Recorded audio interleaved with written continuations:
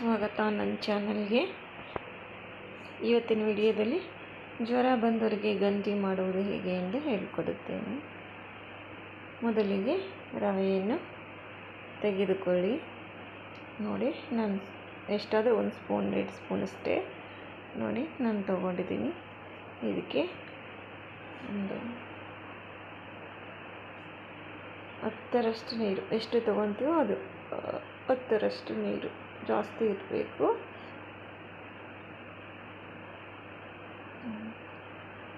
ನೀರು ಹಾಕ್ಕೊಳ್ಳಿ.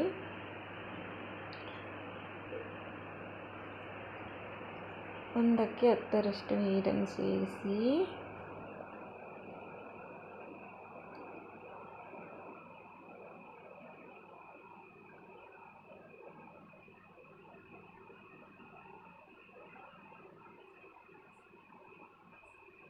ಆನಂತರ ಅದನ್ನು ಚೆನ್ನಾಗಿ ನೀರಿನಲ್ಲಿ ಕಲಿಸಿ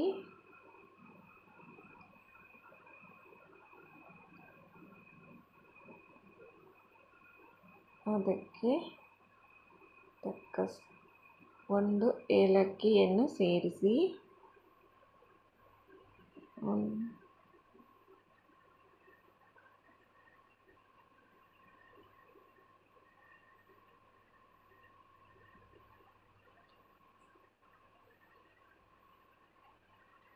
ಪುಡಿ ಮಾಡಿ ಆದರೂ ಹಾಕೋಬೋದು, ಹಾಗಾದರೆ ಹಾಕೋಬೋದು.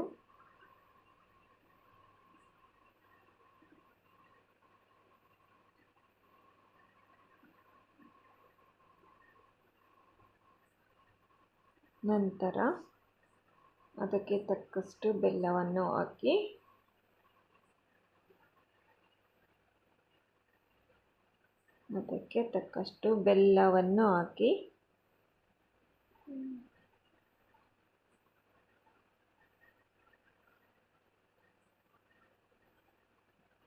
ಅದನ್ನು ಸ್ವಲ್ಪ ನೆನೆಯಲು ಬಿಡಿ. ನಂತರ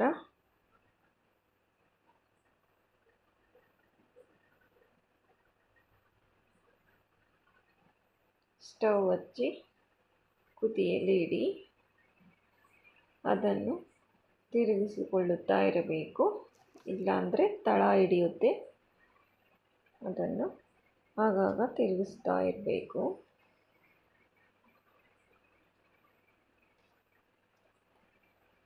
ಚೆನ್ನಾಗಿ ಕುದಿಸಬೇಕು ಇದನ್ನು. ಈಗ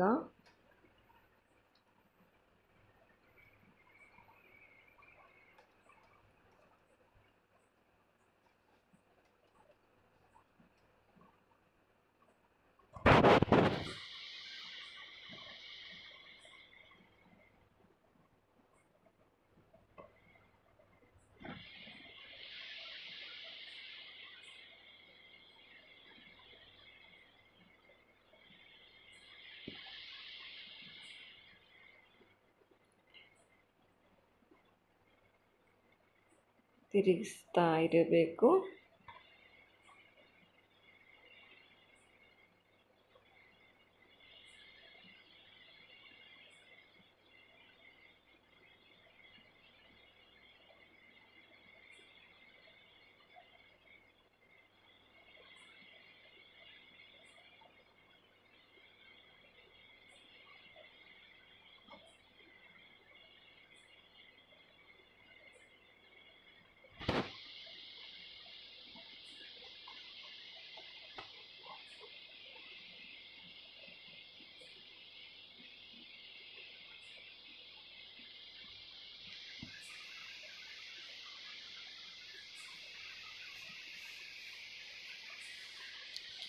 ಈಗ ಒಂದು ಲವಂಗವನ್ನು ಸೇರಿಸಿ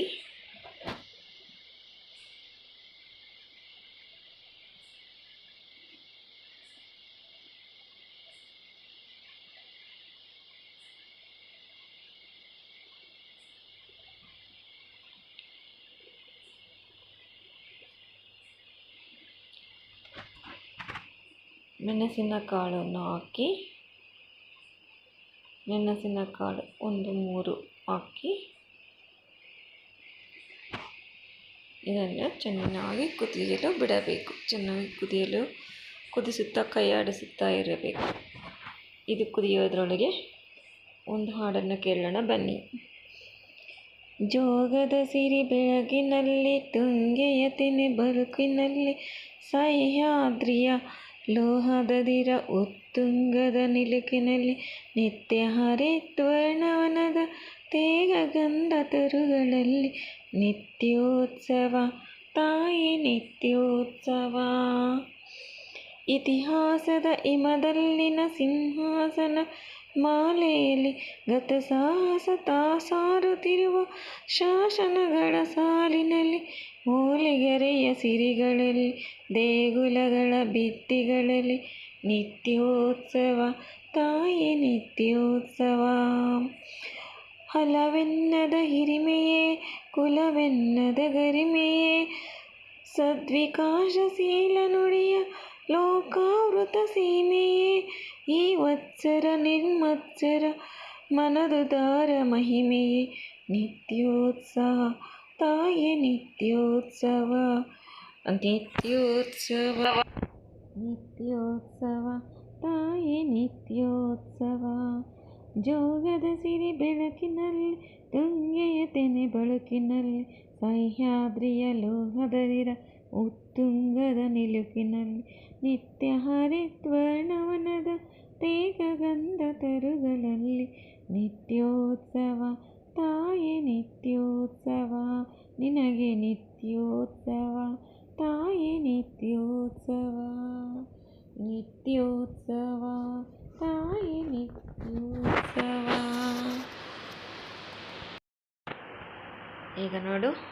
ಈಗ ನೋಡಿ ಚೆನ್ನಾಗಿ ಕುದಿದಿದೆ. ಇನ್ನು ಈ ಹದಕ್ಕೆ ಕುದಿಸ್ಕೊಳ್ಳಬೇಕು. ಇದನ್ನು ಜ್ವರ ಬಂದವರಿಗೆ ಕೊಟ್ಟರೆ ಅವರಿಗೆ ಎನರ್ಜಿ ಬರುತ್ತೆ ಮತ್ತು ಆರೋಗ್ಯನೂ ಹಗುರವಾಗಿ ಆಗುತ್ತೆ.